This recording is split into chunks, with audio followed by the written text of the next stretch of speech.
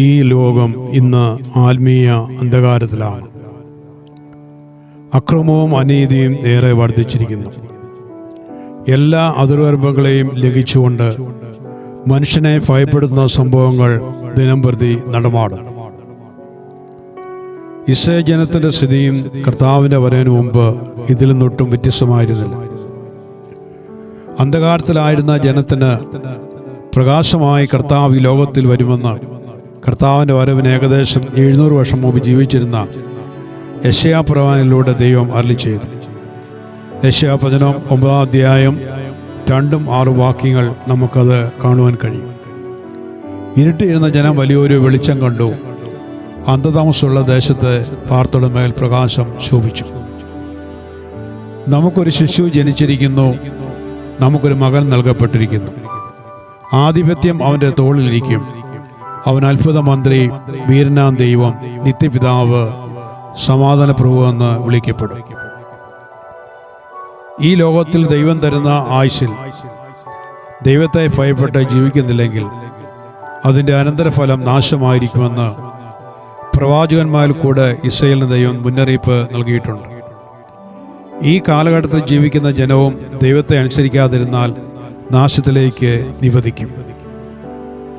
ദൈവം ആരാണെന്ന് മനസ്സിലാക്കി ദൈവത്തിൻ്റെ രക്ഷണ പ്രവർത്തനം തിരിച്ചറിഞ്ഞും നാം ദൈവത്തെ ഭയപ്പെടണം. സമ്പത്തിലും കഴിവിലും സ്വാധീനതയിലും പദവികളിലും പുകഴ്ച എടുക്കരുത്. എന്നാൽ ഇവ കൊണ്ടെല്ലാം ദൈവത്തിന് മഹത്വം നൽകുന്ന രീതിയിൽ ജീവിക്കാൻ നമുക്ക് കഴിയും. ഇരുളിൻ്റെയും അസ്ഥിരതയുടെയും സാഹചര്യത്തിൽ ദൈവത്തോട് അടുത്തു വരികയും ദൈവത്തിന് വേണ്ടി ഉറച്ചു നിൽക്കുകയും ചെയ്യുക എന്നതാണ് ദൈവത്തിന് മഹത്വം കൊടുക്കുക എന്നതിൻ്റെ ഉദ്ദേശ്യം. ഇരുൾ നമ്മെ മുന്നോട്ട് വിടുകയില്ല. അത് നാശത്തിലേക്കും മരണത്തിലേക്കും നയിക്കും. ഒരു വിശുദ്ധ ജീവൻ നയിക്കുവാനും ദൈവത്തിന് വേണ്ടി ശോഭിക്കുവാനും അത് സമ്മതിക്കുകയില്ല. തിന്മയെ മുഖത്തിരിക്കുന്ന ഒരു കാലയളവാണിത്. നന്മയേക്കാൾ അധർമ്മത്തെയും ഇരുട്ടിനെയും അംഗീകരിക്കുവാൻ ഇന്ന് സമൂഹം തയ്യാറാകുന്നു. കുറുക്കുവഴികളും ആസൂത്രിതമായ ചൂഷണങ്ങളും ഏറെ വർദ്ധിക്കുന്നു. ദൈവത്തേക്കാൾ പണത്തിന് മഹത്വം നൽകുന്ന പ്രവണതയാണ് ഇന്ന് കാണുന്നത്. പണം ദൈവം തരുന്ന ദാനമാണെന്ന് മനസ്സിലാക്കി ദൈവത്തെ മഹത്വപ്പെടുത്തുകയും ദൈവത്തിനായി അത് ഉപയോഗിക്കുകയും ചെയ്യാം. ലക്കാസസ് എന്ന ദൈവഭക്തൻ ഇങ്ങനെ പറഞ്ഞിട്ടുണ്ട്: യേശുക്രിസ്തു ക്രൂശിൽ മരിച്ചത് സ്വർണത്തിന് വേണ്ടിയായിരുന്നില്ല, പണത്തിന് വേണ്ടിയായിരുന്നില്ല. ക്രൂശിനേക്കാൾ സാമ്പത്തിക അഭിവൃദ്ധിക്ക് പ്രാധാന്യം നൽകുകയും ക്രൂശിനെ സാമ്പത്തിക അഭിവൃദ്ധിക്കായി ഉപയോഗിക്കുകയും ചെയ്യുന്ന ഈ കാലയളവിൽ നാം ദൈവന സത്യങ്ങളെ തിരിച്ചറിയേണ്ടിയിരിക്കുന്നു. നാം ജീവിക്കേണ്ടത് ദൈവത്തെ മഹത്വപ്പെടുത്താനാണ്. ദൈവനാമ മഹത്വത്തിനായി നാം ജീവിക്കണം. ഇരുട്ടിനെയും തിന്മയെയും നാം വെല്ലുവിളിക്കണം. വെളിച്ചമായ ക്രിസ്തു എന്നുള്ള പ്രകാശം നാം പ്രതിഫലിപ്പിക്കുമ്പോൾ ദൈവം മഹത്വപ്പെടുന്നു. വെളിച്ചം മറ്റുള്ളവർക്ക് വഴികാട്ടിയായി പ്രകാശിക്കുന്ന പോലെ സ്വാർത്ഥമോഹങ്ങൾ വെടിഞ്ഞ് നാം മറ്റുള്ളവർക്ക് ജീവൻ്റെ വഴി കാണിച്ചു കൊടുക്കണം.